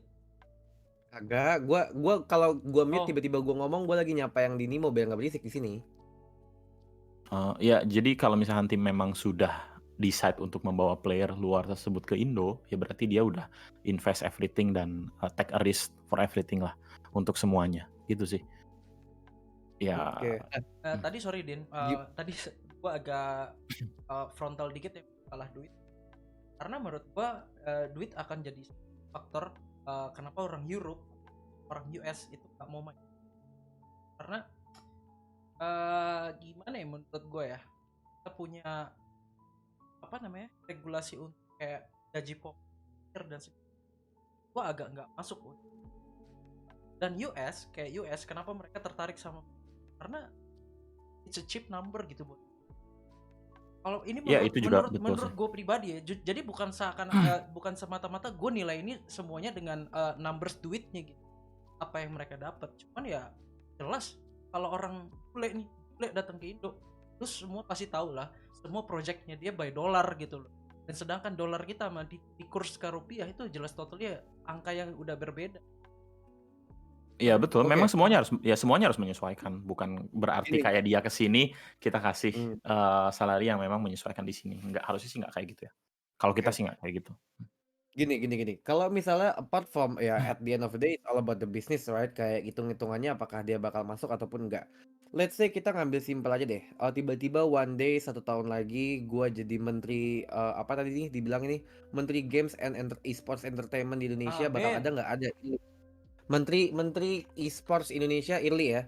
Apa namanya? Misalnya tiba-tiba di tahun ke depan pemerintah itu mengeluarkan sebuah peraturan di mana itu mempermudah para atlet-atlet esports dari luar negeri itu bakal masuk ke Indonesia.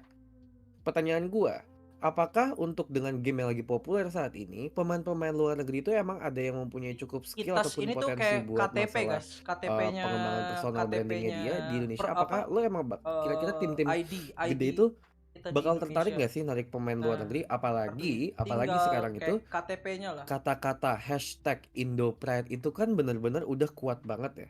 Karena kebetulan juga kita kemarin masuk ke M2, masuk ke PMGC, kita mewakili nama Indonesia. Kayak orang Kayak Indonesia tuh udah KTP getting maksudnya. used to gua haus Ya ngelihat kan kalau mau Indonesia bikin dokumen, berprestasi. kalau mau ngapa-ngapain Ketika kan ada orang Indonesia kan pemain nunjukin dari luar KTP. negeri, that means Nah, lo tapi bukan kalau pure tim Indonesia. Nah, pertanyaan gue adalah, gue pengen apa nanya pendapat namanya kalian, kalau misalkan misal kalian bule tuh sebagai kitas, CEO visa ataupun itu sebagai semua dari dicek, tim paspor. esports, kalau nggak peraturannya dipermudah sama tim sama negara, apakah kalian bakal ngambil pemain luar negeri atau tidak? To be honest, for us it depends. Itu depends dari kualitas dari player yang mau kita ambil sih. Balik lagi bukan karena dia dari luar bagus, belum tentu juga cocok dengan kultur Indo. One of the case mungkin kayak nggak usah player deh, coach. Coach yang memang mungkin kita ambil dari negara yang memang mungkin background-nya very strict, kayak contoh China, Korea, atau apapun itu yang memang mereka background-nya mereka punya wajib militer. Oke? So the team is usually is very military style based banget kan, kayak playernya harus disiplin ABCD, bawa ke Indo bisa di-apply di Indo. I don't think sepengalaman aku sih nggak bisa langsung instan seperti itu kecuali memang semuanya let's say tim MOBA atau tim Battle Royale misalkan mereka sudah komit semuanya berempat atau berlima bahwa kita go dengan military style bisa, atau misalkan ya kalau dan biasanya sih nggak bisa instan. So banyak minor dan major hal major yang memang mempengaruhi semua decider, dan biasanya juga kita kan trial dulu pasti, bukan kayak langsung instan masukin gitu, kayak kita masukin biasanya sebulan dulu dan kita lihat performanya gimana, dan ya itu banyak hal yang bisa membuat decide. Kayak contoh juga mungkin kita kan dulu ML pernah bawa coach dari Europe kan, dan ya we try and ya not doing really well, so ya gitu kurang lebih kayak beda kultur banyak macam lah, terus udah beda kultur, playernya juga kaget dengan apalagi ML waktu itu belum terlalu profesional banget di kualitas playersnya gitu, jadi ya masih banyak hal yang dipertimbangkan kurang lebih gitu ya. Contoh coachnya aja kayak gitu apalagi players, belum dia bebanin, belum dia juga untuk decide untuk terbang ke Indo, memulai karir di Indo aja agak sulit. Banyak poin-poin yang berpengaruh sih. Cuman ya kalau dari EVOS sendiri atau dari esports team sendiri, itu penilaian kita kurang lebih. Oke. Kalau dari lu gimana, Kel?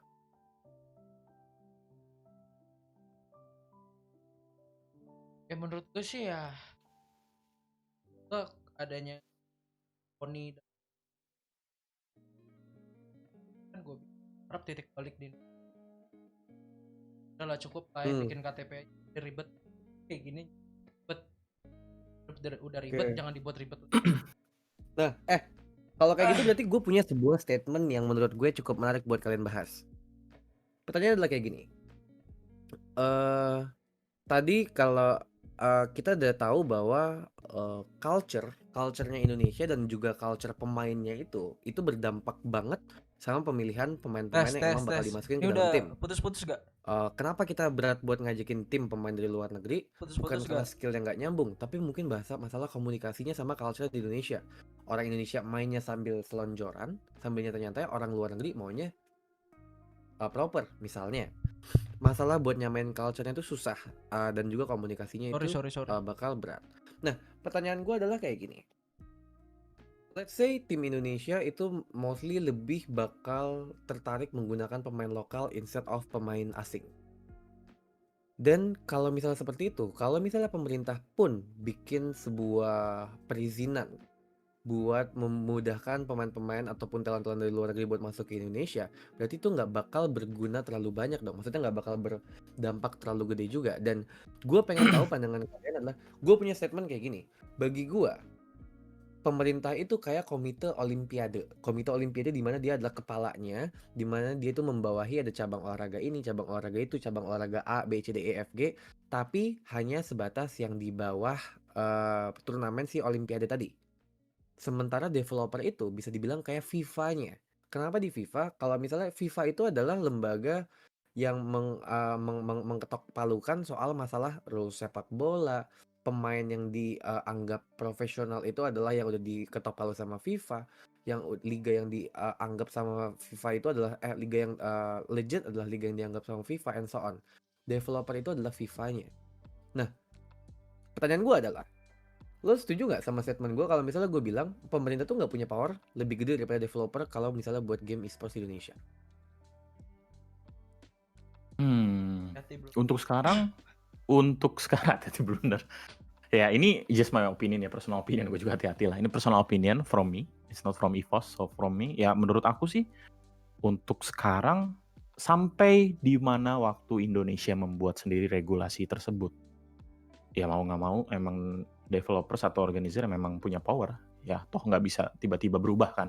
Kayak liganya udah jalan tiba-tiba ini ya, kecuali memang regulasi-regulasi tertentu yang umum kayak COVID atau PSBB gitu kan, nggak boleh jadi offline, ya itu memang bukan menuju ke e-sport saja, itu secara general seluruh warga rakyat Indonesia harus mengikuti gitu kan. Ya bukan berarti ya kalau masih level tersebut, kecuali yang memang insya Allah atau alhamdulillah kedepannya mungkin PBSI bikin regulasi yang semuanya harus ikut regulasi tersebut, ya it's good sih. Ya it's good lah, pasti kan itu juga direvisi terus dan masih dipelajari. Toh juga e-sport is still very new kan. Yes. Is still very new in Indo, so ya. Setuju. Kalau emang kita bahas ini, gue ya apalagi di scene PUBG ya, menurut gue ya power retention masih gede banget sih. Kayak semua regulasi yang dari Tencent keluarin nggak ada hubungan sama itu pun, kayak ya udah gas aja. Jadi kita ngikutin lebih ke kiblat Tencent ya, bukan ke regulasi. Karena gini guys, karena perbedaannya adalah gini. Sepak bola itu tidak dimiliki oleh siapa-siapa. Semua orang bisa bebas memainkan sepak bola di luar rumah gue. Gue bebas, gue mau bikin turnamen antar RT di depan rumah gue, itu diperbolehkan. Tapi berbeda dengan developer, karena developer itu mempunyai sebuah kontrak dan juga intellectual property rights yang tertulis dan juga tercatat di lembaga hukum yang berlaku, di mana mereka memiliki semua aset yang ada di dalam game tersebut. So technically, siapapun, literally siapapun, termasuk pemerintah tidak bisa main asal bikin poster, bikin turnamen PUBG, bikin turnamen Mobile Legends, bikin turnamen Free Fire. Mereka tidak bisa melakukan hal tersebut karena developer ini mempunyai intellectual property rights atau kekayaan intelektual. Apa sih bahasa Indonesia itu apa sih? Aset materi Apa aja bahasa udah. Haki, hak kekayaan intelektual itulah. Hak cipta mereka mempunyai hak cipta akan IP-nya mereka semua kayak gitu. So basically pemerintah itu mau bikin turnamen, let's say pemerintah pengen bikin turnamen seluruh Indonesia pengen ada turnamen Mobile Legends misalnya, atau turnamen PUBG. Kalau misalnya PUBG tidak mengizinkan, technically mereka tidak boleh menjalankan event tersebut karena mereka tidak dapat izin dari si developer tersebut. Nah, kalau misalnya kejadian kayak gini, berarti sampai ke depannya pun mau pemerintah bikin izin mau bikin peraturan apapun, developer tetap pasti bakal punya power lebih kuat dong. Kayak gitu dong. Kayak gitu. Pemerintah mesti tahu selaknya dia bakal masuknya tuh lewat mana, agar pemerintah tuh bukannya mereka head on dengan developer, mereka tidak jadi kuat-kuatan suara sama si developer dan juga si audiens, tapi justru mereka harus bekerja sama bareng-bareng. Gimana caranya mereka bisa kembangin e-sports bersama-sama di seluruh Indonesia, kasarnya seperti itu.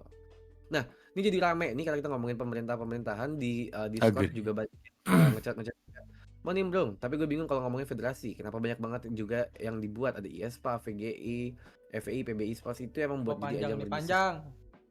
Or karena belum ada campur tangan pemerintah untuk buat federasi official. Gue nggak ikut-ikut dah ini jawabannya. Siap.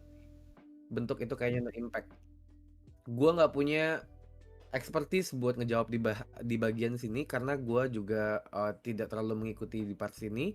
Jadi gue nggak bisa menjawab dan gue juga rasa dua rekan gue yang ada di sini tidak pengen ngejawab hal ini dulu.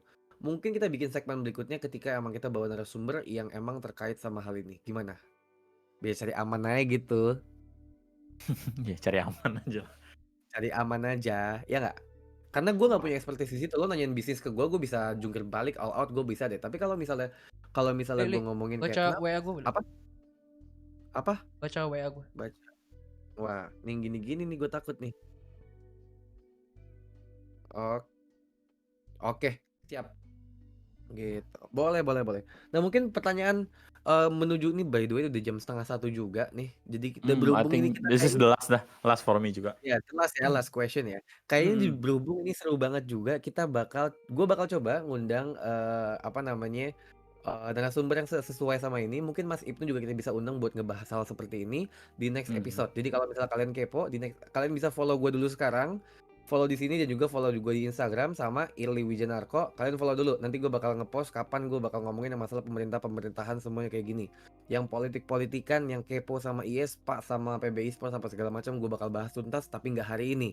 Kalau hari ini nanti kita stream sampai jam 6 pagi, oke?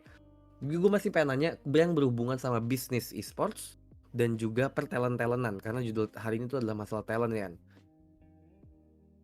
Kalau misalnya di EVOS, pertanyaan terakhir ya. Kalau misalnya di EVOS, anggaplah gua adalah seorang ayah. Gue punya anak. 5 tahun lagi gue punya nikah dan gue punya anak. Dan abis itu EVOS masih ada, esports di Indonesia tuh jadi gede banget. Pertanyaan gue adalah kayak gini. Apa yang anak gue mesti lakuin agar anak gue bisa menjadi seorang talent di esports? Apa sih? Mulai dari mana sih? Apakah tiba-tiba randomly lo cantik, lo punya skill, gue ngeliat IG lo randomly gue tarik? Atau apakah gue bisa masuk sekolah les? Let's say gampangnya gue pengen anak gue jadi juara karate, ya gue ikutan les karate, mereka berantem, juara kecil-kecil sampai jadi juara. Pertanyaan gue adalah kalau misalnya gue pengen jadi seorang talent ataupun public figure yang ada di depan kamera, how do I start sampai gue bisa di notice sama Steam ataupun sama talent agency segede EVOS, Swim, Revival, Bonafide, Turkey, dan yang lain-lainnya. Talentnya talent apa dulu nih? Talent memang standar, bukan standar talent, maksudnya talent menjadi talent, ataukah talent yang sukses, ataukah seperti apa, ataukah gimana? Maksudnya ini? Lebih kayak influencers atau lebih Iya, kayak influencers kan? Iya. Jatuhnya sama aja kayak lo mau jadi artis nggak sih? Harus ada casting. Nah, kalau dia jadi artis kan ada casting. Kalau mau masuk ke e-sports, buat talent di e-sports, emang ada castingnya? Tergantung, makanya pertanyaan Din gue setuju tuh. Maksudnya, nah talentnya ini mau ngarah kemana? Mau emang dia main game kah? Atau cuman talk aktif jadi brand ambassador di e-sport yang nggak perlu main game? Kan beda-beda. Kayak Angel itu. Oke. Let's say kita kerucutin aja deh. Coba teman-temannya. Nah, gini kita kita balikin tanya. Coba kalau misalnya gue tanyain kalian pengen jadi talent di esports atau enggak? Yang pasti kan motivasinya adalah satu terkenal, dua banyak duit. Kalian tuh pada pengen jadi apa aja? Coba ketik di kolom chat sekarang. Kalian pengen jadi apa di esports? Caster. Jadi Matthew. Kalau jadi Matthew, sorry gue mendingan bilang dari sekarang lo nggak bakal bisa. Titik. Mic-nya ke-mute. Langsung aja. Mana ada sih? Nggak ke-mute kok. Entry level buat jadi pro player. Official shotcaster. Talent, streamer, Talent. manager, Streamer apa aja di brand ambassador.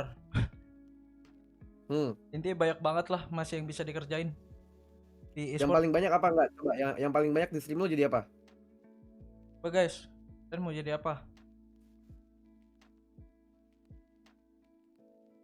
Menunggu GH. Coba. Coach, team manager di gua. Team manager. Nah, coba Yoapes lo open mic deh. Jadi tim manager. Kayaknya sekarang jadi seorang tim manager itu atau tim coach itu udah jadi sesuatu pekerjaan yang tanda kutip dianggapnya jadi cool ya. Dulu mungkin di tahunnya gue di tahun 2015 itu seorang manajer sebuah tim ataupun coach sebuah tim itu dianggap kayak pembantu lebih tepatnya. Manajer tim itu adalah orang yang ngangkatin keyboard sama mouse di player-player gue, yang ngurusin masalah hotel tidur di mana, yang ngurusin mereka nanti mesti datang ke ruangan di jam berapa, pendaftaran semua segala macam tuh yang ngurusin adalah manajer. Zaman gua Betul. pertama kali di e-sports, gua manajer adalah gua tuh pembantu, literally pembantu. Nah, zaman sekarang Mm-mm. itu udah mulai terpisahkan dan oke deh kita bakal nanyain masalah itu aja, masalah tim coach ataupun tim Manajer. manajer. Gimana sih Hmm. caranya gue bisa jadi di posisi itu? Tapi ini berdasarkan pengalaman gua aja ya. Jadi Ya, kalau menurut gua jadi tim manager itu gampang-gampang susah. Gampangnya itu ya sesimpel yang benar yang lu bilang tadi Bang Girly, bawain keyboard, bawain tas player, bawain minum, beliin minum dan lain-lain. Karena emang benar kalau prinsip gue jadi manajer selama itu turnamen gue jadi pembantu. Gue nggak pengen player gue jadi underperform cuma masalah sepele kayak gue haus, player gue haus nih, gue nggak mau bawain minum gitu. Nah itulah pekerjaan gue tim manajer karena gue nggak mau mereka underperform gara-gara hal itu. Cuma menurut gue jadi tim manajer salah satu yang paling susah adalah, dan ini gue pelajarin, lu mau nggak mau harus mengerti sedikit aja ilmu psikologi menurut gue.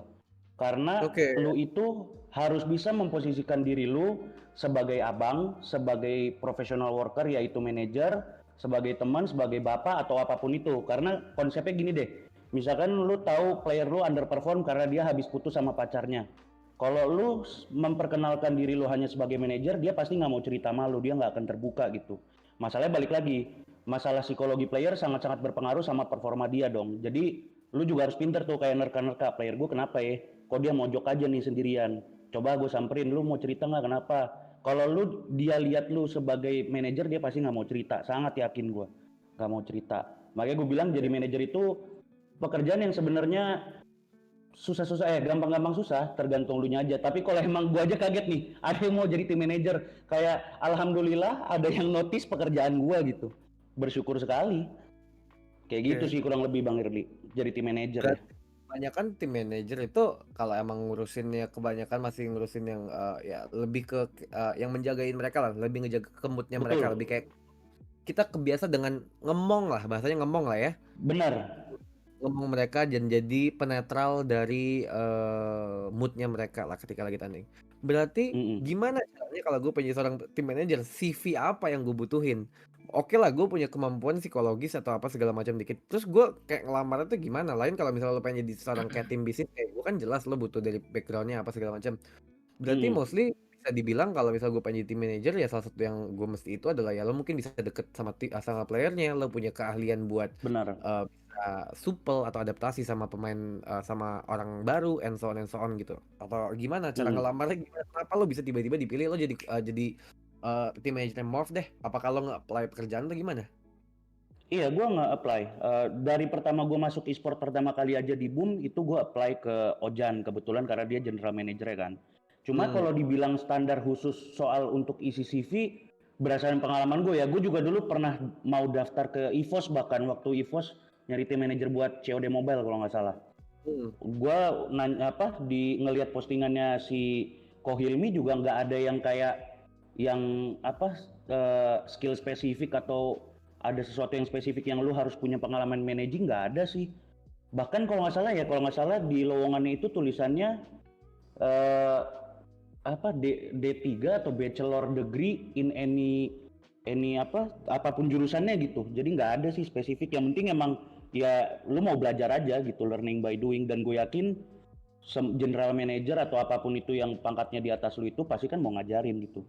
Di manager nggak ada Oke. spesifik harus skill apa, nggak ada, pendidikan apa nggak Oke. ada. Dari Dean atau dari Michael?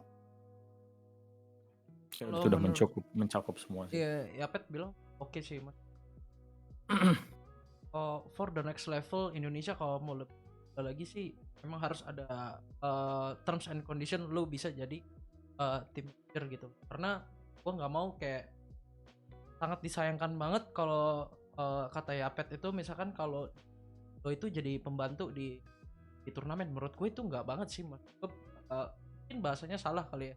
Mungkin lo lebih membantu mereka untuk menjaga performnya. Dan kalau menurut gue jangan sampai ada kalimat manajer tim e-sport itu pembantu player sih. Sebenarnya gue agak nggak setuju. Dan sorry to say, gue amat-amat gak setuju dengan itu. Karena waktu gue jadi player pun gue punya manajer, gue nggak pernah menganggap sama sekali manajer gue itu pembantu gue dan gue suruh-suruh. Enggak. Karena menurut gua dia ya as my personal assistant aja gitu dan sama-sama respect. Nah, tapi yang setelah gue pelajari, setelah habis dari pro player gue ke coach dan gue punya manajernya itu deket banget sama gue ya, dan kita akhirnya mimpin satu tim, mimpin 4 player. Yang dibutuhin sama manajer sebenarnya simple, basic dasarnya lu belajar leadership. Lu harus belajar leadership. Mana caranya lu jadi ngelit, karena dari satu tim, dari players itu, atas susunan paling atasnya, susunan setelahnya di manajemen itu adalah manajernya. Jadi secara tidak langsung lu itu mengepalai player lu, dan lu harus tahu gimana caranya ngeliderin mereka, bukan ngebosi kalau gue bilang ya. Jadi menurut gue skill dasar yang harus lu pelajari, walaupun di Indonesia belum ada kurikulum atau pelajaran yang seperti itu, at least lo harus lebih banyak baca, lo harus lebih banyak kayak kenalan, lo ngobrol sama orang, terus ya itulah, how to be good leader lah. Apa ya? Oke, menarik ya bahasan kita Iya. malam ini ya. Ini kalau dipanjangin terus bisa sampai pagi, Iya. but gue pengen kita nge-stop sampai sini aja dulu kalau buat pembahasan yang ribet-ribetan semua kayak gini nih ya. Last deh mungkin Kalau gua tadi mau komen sedikit soal oh manajer. ya, sikat Yan.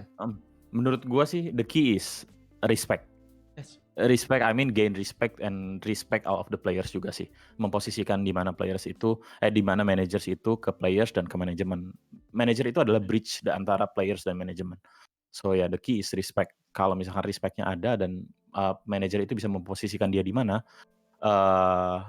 it should be as already become good manager sih menurut aku. Dan manager itu pekerjaan yang sangat sulit. Banyak sekali, maksudnya manajer itu sebelum kamu jadi manajer atau banyak orang yang mungkin pengen jadi manajer, mending sebelum masuk ke situ nanya diri lu sendiri. Apakah lu bisa memanage diri lu sendiri? Udah atau belum? Kalau belum, lu belum bisa memanage orang lain sebelum lu bisa memanage diri sendiri.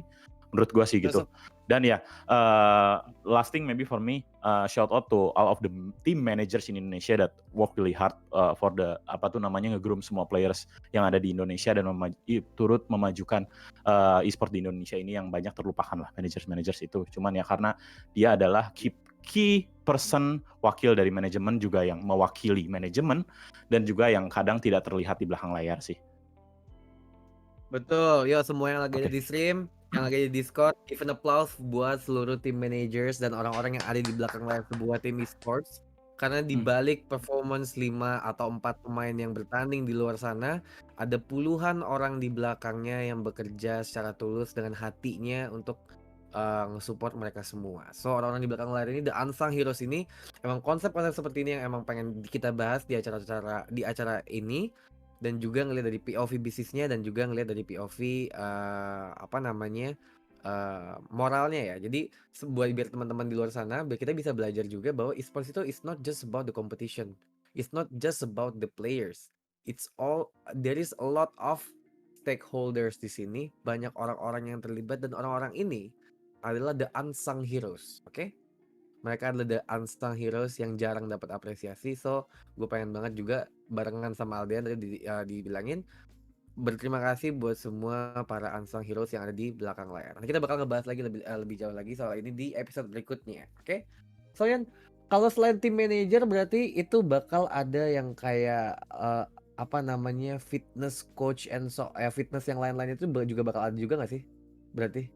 Ya, you name it sih harusnya sih ada, cuman sampai sekarang sih masih dalam progress dan masih kita pelajari juga ya. To be honest, it's not like kita coba hire, kita apply-kan, nggak segitu juga. Pasti semua masih dipelajari dulu dan kita juga masih mempelajari ya, bisa bilang hati-hati juga sih. Gitu sih paling. Alright. So Michael, kita sebelum kita closing kelas malam kita ini, sebelum kita nanti habis dari sini jadi streaming ngobrol-ngobrol nyantai-nyantai, nggak yang lebih hardcore banget kayak gini, lo ada kata-kata terakhir atau statement atau apapun itu? Yes, please. Guys, seluruh penikmat e-sport di Indonesia, community and all the managers, kalau mau buat Indonesia jadi the next level e-sport ya, Indonesia dan kita dilihat di luar negeri, please belajar pelan-pelan bahasa Inggris, because players kita banyak banget yang masih terbata-bata. Mereka aim-nya udah ke internasional tapi banyak banget yang belum bisa bahasa Inggris. Jadi bukan hal sepele menurut gue bahasa Inggris, tapi ya menurut gue ini hal yang cukup worth it dari semua tim e-sport. Gue berharap dari EVOS, dari Anarchy guys bisa memulainya gitu, kayak apa namanya, kayak guys ada private guru bahasa Inggris gitu guys playersnya, kayak gitu-gitu kalau gue bilang. Saran gue sih ya, dan gue bilang ya tetap respect is hajar. Bener kata Mas Din kan, respect itu ya kalau kita mau, dan job right. Sip, mantap. Dean, ada kata-kata terakhir, Dean? Ya, thank you banget. Ini mendadak sekali. Ini juga apa namanya? Aku sih cuman ingin, maksudnya sebelumnya memang sebelum join sini juga ngobrol nyantai aja, dan juga memang topiknya memang kelas e-sports kan. So bukan kayak julid atau apapun. Kayak I mean it's good. Julid yang kayak gitu juga is good for the scene, for the community, but I mean untuk sekarang kalau memang misalkan memang serius untuk ngomongin entertainment atau memajukan e-sport Indonesia, tolong semuanya ya respect each other, dan jangan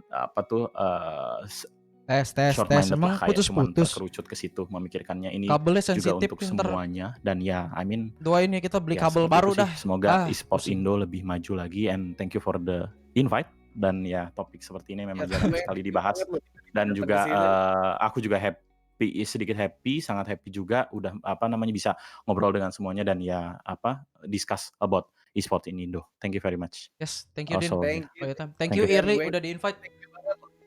Kita yang thank you banget loh, jadi rame nih. Nah, sering-sering kesini ya, sering-sering kita bikin konten kayak gini ya, ngobrol-ngobrol gini ya. Seru nih obrolannya soalnya. Yes.